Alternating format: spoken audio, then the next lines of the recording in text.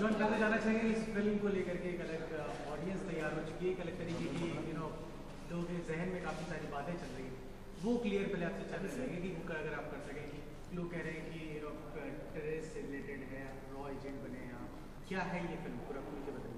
नहीं, हम यही सोचते हैं कि पहली बार इंडिया एक रियलिस्टिक फिल्म के लिए रेडी है और हमने एक रियलिस्टिक पॉलिटिकल स्पाई फिल्म बनाई है और इसका जो बैकड्रॉप है वो तमिल कॉन्फ्लिक्ट पे है, इंडो श्रीलंका में जो हुआ था उस पे है और जो हमारी ऑडियंस है जिसे ये पसंद नहीं, जिसको ये पता नहीं है, I think they will also relate to this as a political thriller. Am I right Sujit? या और दूसरी बात है कि इस फिल्म को लेके कि हमारी जो ऑडियंस है, मुझे लगता है कि हमने लास्ट 2 साल में जो देखा है कि दे आर रेडी फॉर इस तरह के सीरियस और फिल्म जो एक रियलिस्टिक बैकड्रॉप पे है।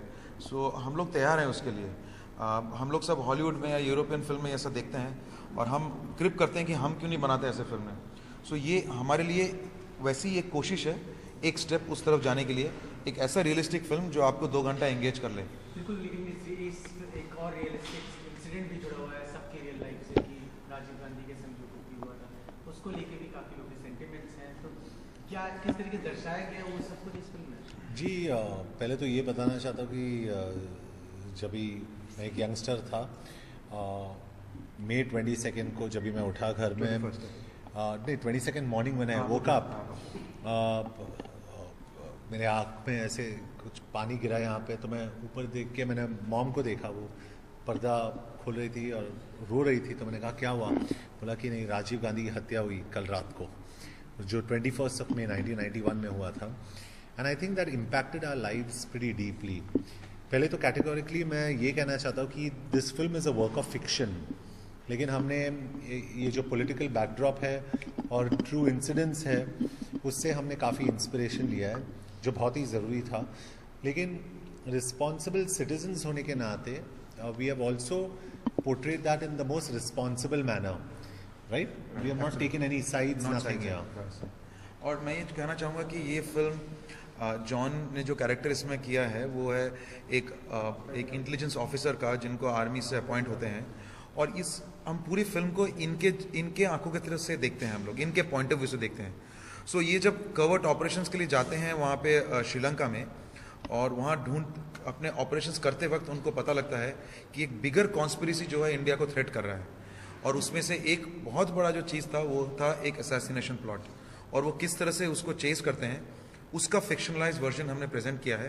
बट हाँ, जैसे आपने कहा कि हिस्ट्री में से किसी इवेंट से हम रियल इंसिडेंट ज़रूर ले रहे हैं, क्योंकि इसका बैकड्रॉप जो है आपका श्रीलंकन सिविल वॉर है, तो वहाँ हम लोग we cannot say anything wrong और we cannot go historically wrong also somewhere. So ये जो it's a piece of fiction जिसके नुएंसेस और इवेंट्स आपको हिस्ट्री से कुछ ज़रूर मिल जाएंगे। अच्छा, आप दोनों की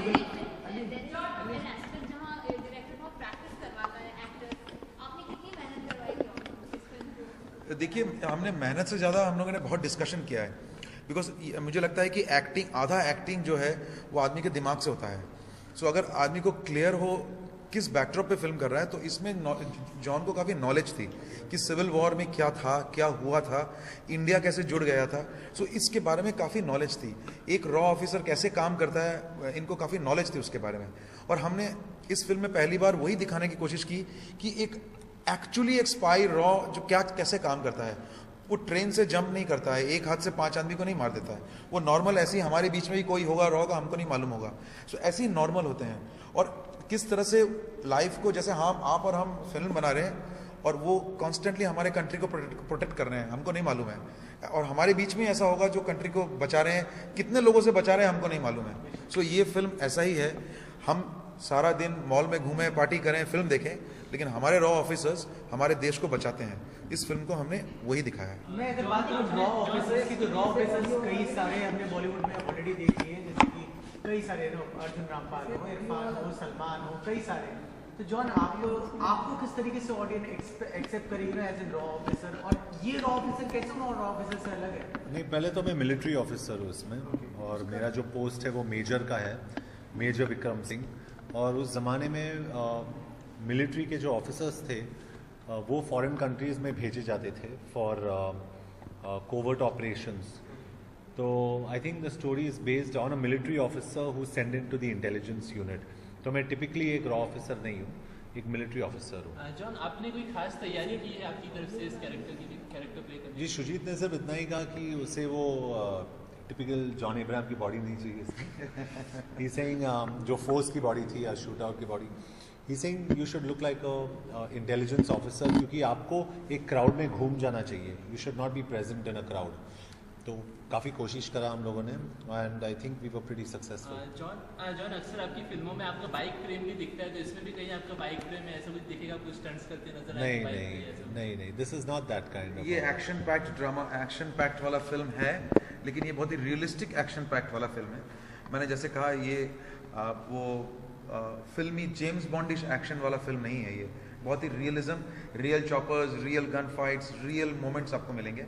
सो वो जो थ्रिल है वो आपको लगेगा आप उस वॉर जोन में पहुंच गए हैं। ये हमने कोशिश किया, जो आपको ट्रेलर में शायद देखने से लगता है कि कितना रियलिस्टिक है इन टर्म्स ऑफ वॉर या ambush. And you really get transformed into that zone, क्योंकि कल मैंने फिल्म देखी for the first time and I was so happy. और मुझे लगा कि मैं कॉन्फिडेंट हूँ कि हिंदुस्तान में there will be an audience that will want to see something different, क्योंकि हम हमेशा यही चाहते हैं कि वो जो टिपिकली हम लोग दिखाते हैं, जो चलता है, जो नहीं चलता है, वो काफ़ी रेगुलर हो चुका है। तो we want something different, we are trying to get something different. या मतलब हम ऑडियंस की इंटेलिजेंस को चैलेंज नहीं कर सकते हैं। हमारी मतलब ऑडियंस जो है काफ़ी इंटेलिजेंट है, और वो ऐसी फिल्म देखना चाहती है।